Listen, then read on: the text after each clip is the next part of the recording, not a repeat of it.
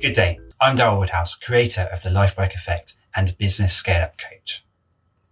Welcome to my masterclass on where you will learn why 70% of businesses fail and how to succeed with essential knowledge and tools to help you join the few that succeed and thrive. With my many years experience in the corporate and small business arenas, I deeply understand what it takes to succeed as a company founder.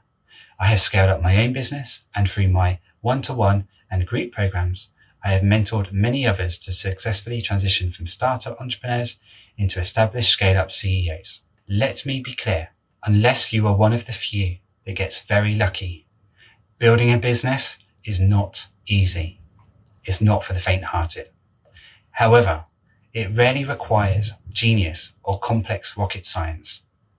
If you have the right mindset, patience, and ambition, then you can do well. Especially with the know-how, support, and tools in this masterclass to help you minimize risk and better leverage the life and business growth opportunities that our world has to offer. Now let's look at the top reasons why so many businesses fail. 70% of businesses fail within the first 10 years of trade. It's awful. It really is. And it's quite worrying. However, the good news is that, as I mentioned earlier, if you look at the top 9 reasons here, it isn't anything that you can't do.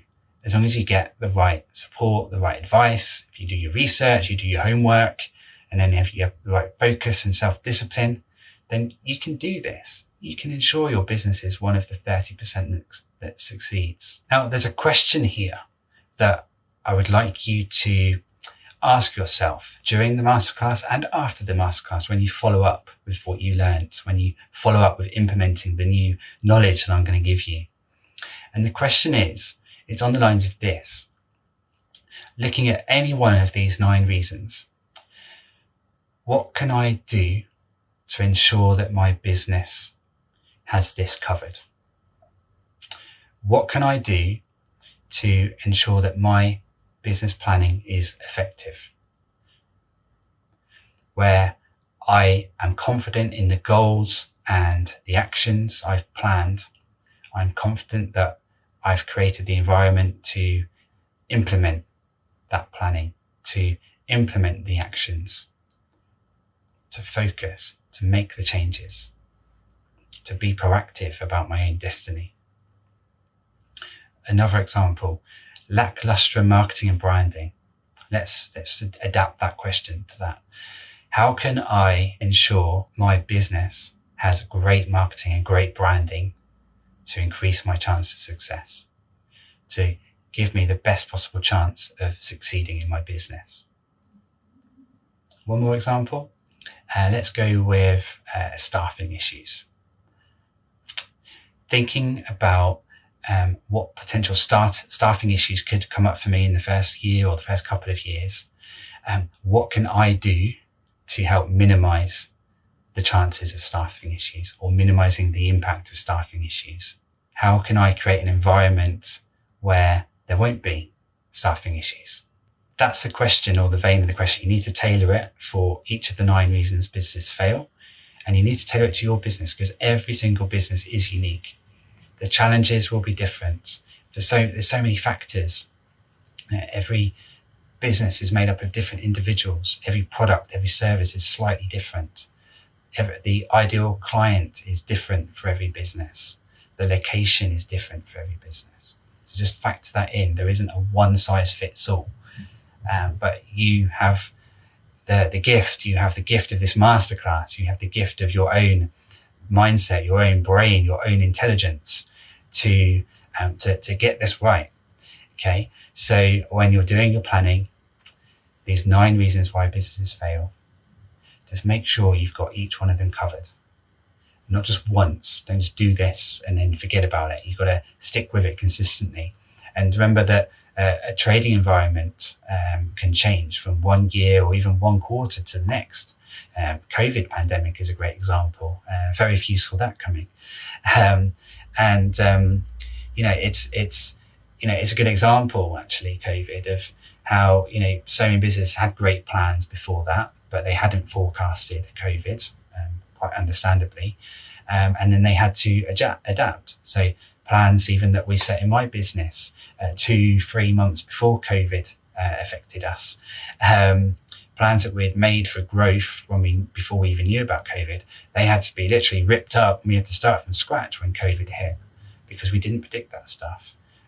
So I'm just trying to say to you that it's really important to have a plan at the start, but you do need to review it continuously. You need to bring that plan to life. And I'm going to give you a tool later on that helps you bring business planning and strategy to life. It makes it really easy for you to set yourself up for success and to beat the odds of failure. So we're going to go into that. That's the Bulletproof Action Planner, but that's a bit later on in the masterclass today. I just want to go a bit deeper on one of these topics on here, actually, and that's lackluster marketing and branding. I see this one and all of the others very, very regularly, even in businesses that are actually doing very well and they're very profitable and raising several million in funding to help them scale up even further and to go on an explosive international growth, to franchise. I've seen all this stuff, and even those successful businesses have gaps against these 9. You can fail at any point. You can have things right, you can have a bit of luck and good momentum at the beginning, but then all of a sudden you can run out of luck or something can change, and you need to be ahead of yourself to plan around that. And also the tasks, the challenges change at each stage of the business growth curve, and each of those stages will be unique to your business. The impact will be unique to your business, which is why you need to have the right advice and get support, especially if you haven't started and successfully scaled a business before. Maybe you need to get a mentor. You need somebody who's been there and done it to help you fill any knowledge and skills gaps, and to help give you accountability, to help you stay focused, to help you with troubleshooting, a sounding board, a critical friend, someone who's got your back, but who knows what they're talking about. So in the context here of poor marketing and branding, because I see this is one I seem to see a lot, and it's one I help my clients fix through my one-to-one and my group programs. And it's about, to start with, really taking time to understand who is your perfect client, but then not just assuming that's right, going out and testing that, doing some surveys, some studies, going out and talking to people, checking that not only is that the ideal client that you thought it was, but actually sense checking, would they really buy your product and service? Would they pay you what you think you need then to pay you to be able to build it into a business that doesn't make a loss and that succeeds and makes some good profit? Not too much profit, because I like the approach of win-win. There's a whole purpose of business is to build profit, but there needs to be a balance of providing significant value to the customers of those products and services, so that they're happy and that they don't feel they've overpaid, whilst still allowing yourself to make a decent amount of profits that you can reinvest in further growth or pay yourself properly, for all your hard work in starting and scaling up that business. So always do it with balance, win-win attitude. That's a really good piece of advice, I believe. Also, I'm told from previous clients, because we do talk about pricing quite a lot. But yeah, so coming back to ideal clients, taking time to talk to those perceived ideal clients, verifying that they see the value that you do in the product and service, and seeing if they're happy with the potential price points that you're talking about, where they can feel they've got enough value to put their hand in their pocket and to purchase, and where you can still have a healthy amount of profit to help your business, continue to stay open and to thrive and grow and achieve all those great things you want it to. Furthermore, on marketing and branding, once you've established who those ideal clients are, and also making sure you're clear and you've researched and tested where they are most likely to buy your product. How would they like to buy your product? Is it online? Is it at a physical store, a physical premise? Where online? Your ideal customers, are they actually on Instagram, or are they on Facebook? Or are they on TikTok now? Are they on Clubhouse? Are they on LinkedIn? I've seen so many businesses, and successful ones too, who could have been even more successful if they got these key foundations right from the first place. They could have made even more growth and success. They have spent far too much money on, let's say, advertising on Facebook when their ideal clients aren't on Facebook, or maybe if they are on Facebook, they're not on there looking for that kind of product.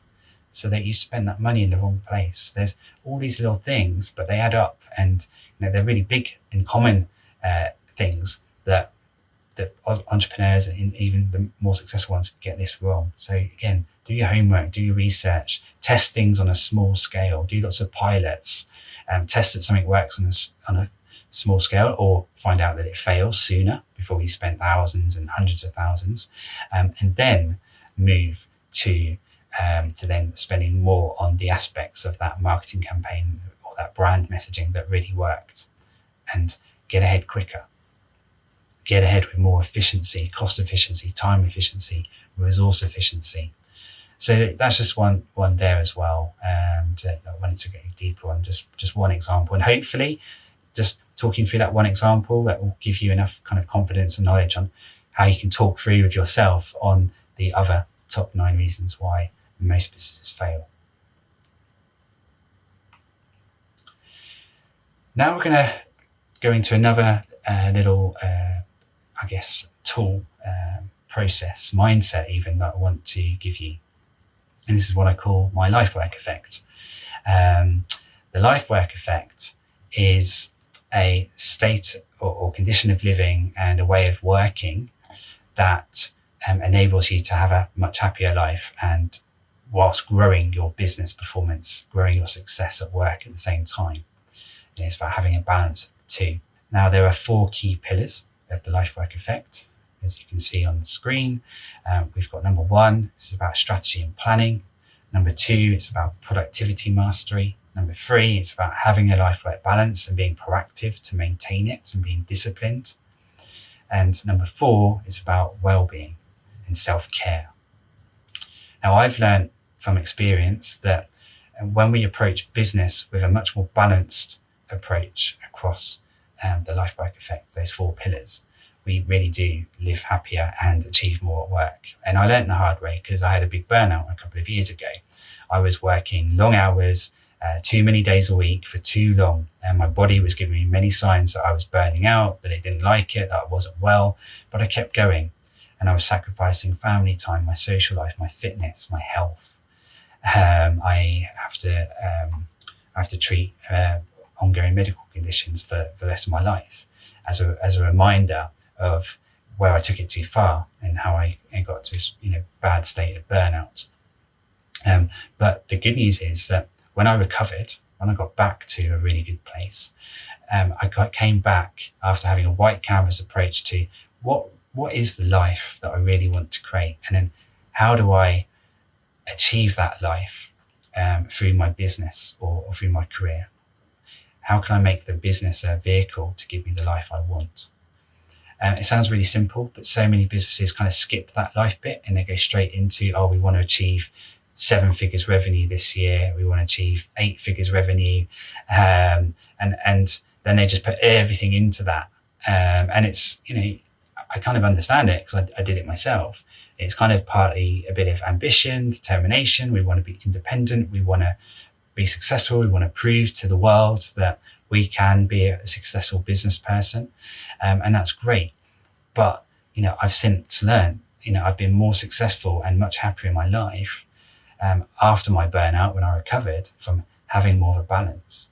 I was working less and I was achieving much more. And that's where the life work effect can really work for you. Don't just make it all about strategy and planning and business growth. Make sure there's a real good balance of living your life, enjoying your life, because it also can be too short, and your last days are filled with regret. You didn't do this, you wish you did it this way. So have a balance. That's a little bit on the life work effect, which is part of my online program and my app. And what I'd like you to do now is to give yourself a score for where your life work effect is today. So across each of the 4 pillars, give yourself a score out of 5. 5 being, I'm really confident about this. I think I'm doing pretty much all the right stuff. So, 5 being, 100%, really confident. How confident am I that I've got the right strategy and the right planning to set me up for success? And score yourself on productivity, same on life-work balance and well-being as well. Add those numbers together, that will give you a score out of 20. That's your life work effect score from today. And at the end of the masterclass, we're going to bring this up again, and we're going to set you some goals for the next few months of where you're going to get your score to and how you're going to get to that score. So that's the really good stuff. So what we've just been talking about is, not making it all about numbers, not making it all about profit and revenue. Yes, those are important, but also set some goals for your life. You want to have a business that has 25% profit margin every year, that achieves 7 figures in revenue every year. But you want to do that with a 4-day working week, where those working days are capped at 8 hours a day. Or if you love working that much, maybe it's 5 days a week, but it's 7 hours a day. So you've got slightly longer evenings, for example. But you're not working at weekends. Whatever it is, just find ways to set goals from what you want from life, and don't make it all about money. Make it about happiness, lifestyle, life-work balance. How many times you're going to go in the gym every week? How many times you're going to go running? To boost your energy, to boost your well-being, to boost your productivity, to clear your headspace so you can make even better decisions, get even more creative in your business, in how you move and drive it forward. And by embracing the life work effect, to recap, these are things you can achieve from those 4 pillars. You're far more likely to achieve and maintain the best version of yourself, which further fuels greater productivity, greater business success, greater happiness, better well-being for yourself and those around you, your circle of influence, your family members, your friends, your colleagues, your line reports, people that work for you, your suppliers, your customers.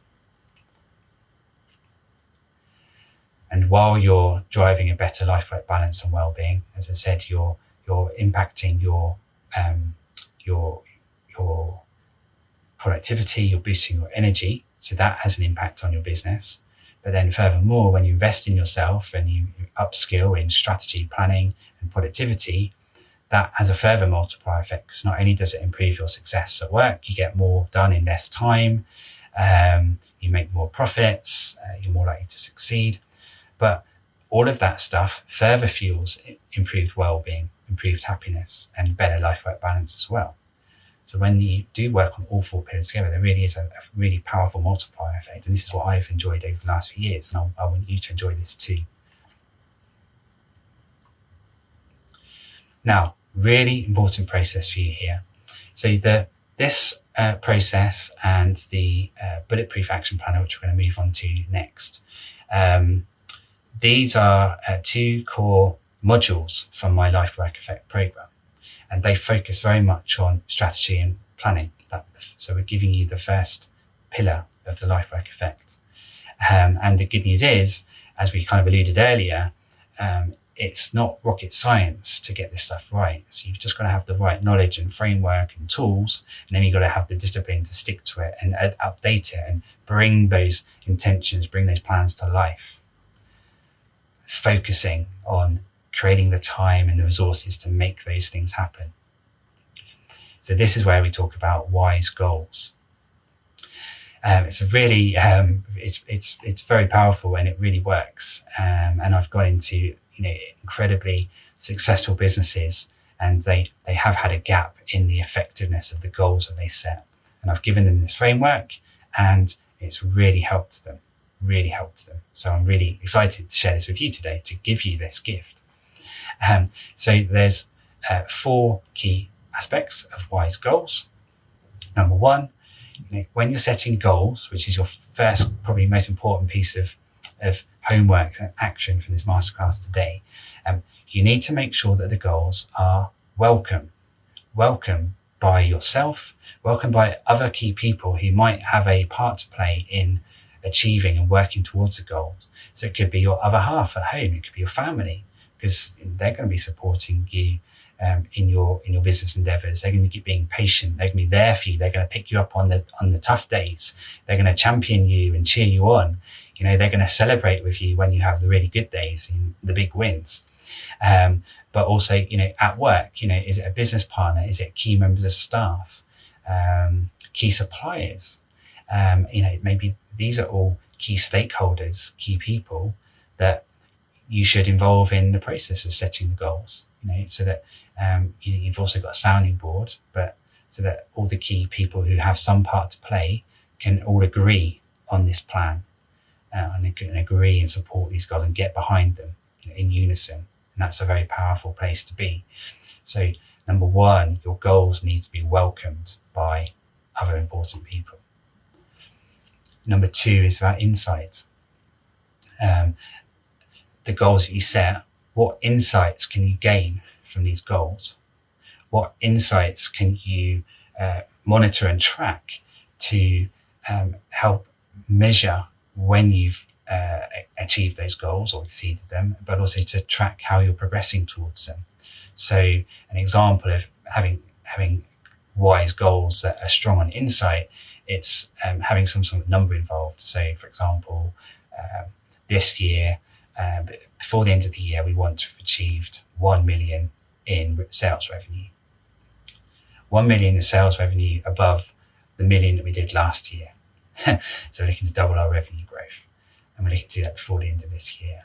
So that's now something that can give you you can draw insights when you're tracking your progress towards that. You can draw insights from that goal to see how you're tracking, to seeing what's working well, seeing what you can do better, where you might need to pivot or change things because something hasn't quite worked.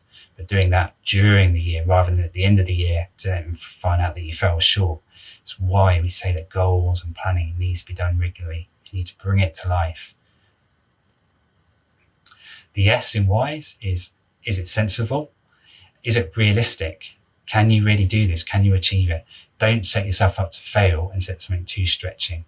Start small, build momentum, build up confidence, build an action plan that is moving you forward and is getting results. And then when you've achieved or exceeded that softer, that gentler goal, then you can set some slightly bigger targets for the following period. And as you get more confident and you coming from a place of knowing what works, it's a really great place to be, where you've got confidence, where you feel satisfied, where you feel you can celebrate. And you're not going to have that if you set goals that are too stretching from the get-go. And last but not least, in WISE goals, it's about how exact is this goal.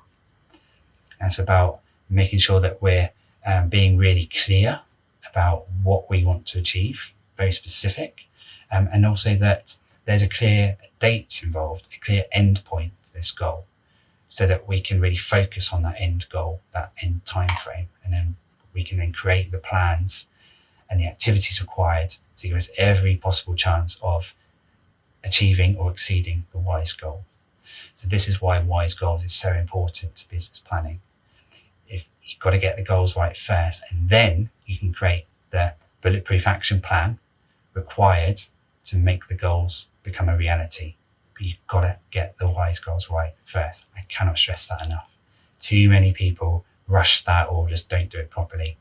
And then they create a business plan, and surprise, surprise, there's already big holes from the beginning, and they're going in the wrong direction, wasting time, money, energy, blood, sweat, tears, resources. So get your goals right, make them WISE, and use the acronym here as a checklist. Set a goal. Is it WISE? Is it something that gives me insight? Is it sensible? Is it exact? Is it specific enough? Does it have a deadline, a time base? And let's move on to a tool I'm really excited to share with you.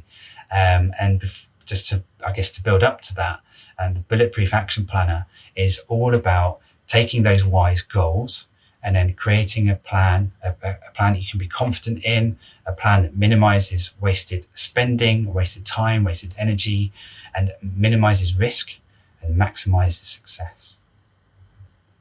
There's some cool elements to that here. What are you going to do in the action plan, in the bulletproof action planner?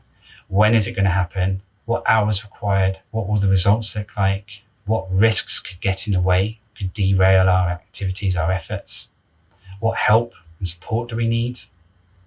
What will we do to celebrate when we achieve this?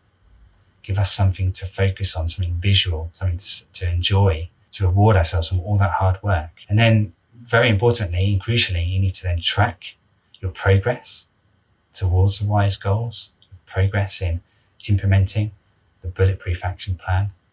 And you need to regularly review your progress. And then when you've completed it, you obviously celebrate the success, and then you repeat the whole process again. And you plan the next period, the next set of WISE goals, the next bulletproof action plan. So there's a template for this planner that you can download for yourselves. It's a gift for you. And it's just a really simple one-page format I encourage you to use and test and tailor yourself, maybe with your team, with your business partners. And on the left-hand column, you're going to have, for instance, the 4 core pillars of the life work effect. That would be a good place for them there. And then in the second column, you're going to capture the key different activities you need to do to work towards achieving the WISE goals with a good balance of the life work effect. And then all those other points on that last slide, what's going to happen, when it's going to happen, you capture all of that in this planner as well. You can forecast how much of your time is required to implement the tasks. You can tally that up at the bottom. That's to help you plan your time, in making sure it's realistic. So many people don't do that. They don't factor in how much time do I have and how much time do I need for these tasks. To help make sure it's realistic, that it's a sensible WISE goals, a sensible action plan that we've created. And then you can use red, amber, green to track it as you go. It's a really good way to do things, and making sure that you use the other columns, the risks, what support is required to minimize risk, to maximize those growth opportunities, making sure you capture all of that stuff from the beginning so you can then plan around it and not have any nasty surprises, not running out of money, not making a bad hire, not doing an expensive marketing campaign to the right customer, but in the wrong place. So the right customer never finds you. You end up with a whole load of customers that didn't want you, and there's a lower conversion rate, and they think you're too expensive. I've seen this so many times. So this is the Bulletproof Action Planner. This is yours now. This is my gift, one of my gifts to you. Give it a good go. And when you've done the time management piece, the capacity planning for each of those key tasks, and you find that, I've planned too much in for the next month, then you use those other columns to prioritize where you might start. Where am I going to get the quickest wins? Where will I have the less resistance towards some progress and results and momentum? And then all the rest, you then push back in that time planner piece. But remember, this is just a template to tailor it to you, tailor it to your business and to your WISE goals. Now, there are a few nuggets I've shared today. If you feel a bit of overwhelm, like it's, where do I start? Gosh, there's been lots of little things here, lots of things I know I need to do. Just start with one change per week, make it more manageable, remove resistance. And then to take the life work effect further, you've got your score from today, you did that earlier. Now I want you to think 12 weeks from now, and what would your score be from each of those 4 pillars?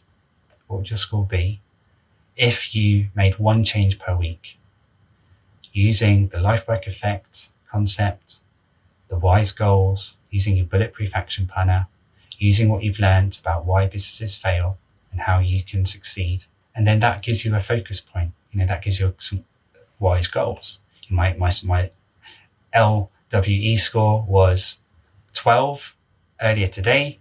And if I make time to make these changes and improvements towards a happier life, a greater business performance, to increase chance of success, I'm going to get to a 16 out of 20. Brilliant. And I know what I need to do across each of the 4 pillars to make that happen. So in summary, I want you to be wise. I want you to bulletproof your future with the Bulletproof Action Planner. And I want you to embrace the life work effect. Don't make it all about money. Make it about quality of living, about well-being, family time, time for your hobbies. Doing stuff you love that energizes you, that boosts your productivity, which in turn drives your business success even further. Invest in strategy and productivity skills to maximize the results from your efforts, from your resources, from your investments. And last but not least, book a VIM. What's a VIM? This is a very important meeting with yourself and maybe with your business partners or a supportive other half at home. Book a very important meeting in your diary. Do it now before you forget, before the day job gets back in the way, before you get back into those old habits. Book a very important meeting to review your notes from today, to review your notes, to set those wise goals, to work on the Bulletproof Action Planner, and to make this masterclass worth yours and my time. Do it for yourself. Do it for the life that you want. Do it for the business that you want to build and create, that you want to celebrate. You can do this, but you need to make the time, that important meeting, to plan what you're going to do. And then you need subsequent further meetings in your schedule regularly to review your progress. And also you need to make sure you plan time in your schedule to do the stuff that you've deciphered in your Bulletproof Action Planner. Make sure you have time for it. Be proactive. These takeouts really do work, so give them your best effort. And I invite you to let me know how you get on, or ask me any questions by messaging me via LinkedIn or via the darylwoodhouse.com website. I would love to hear from you.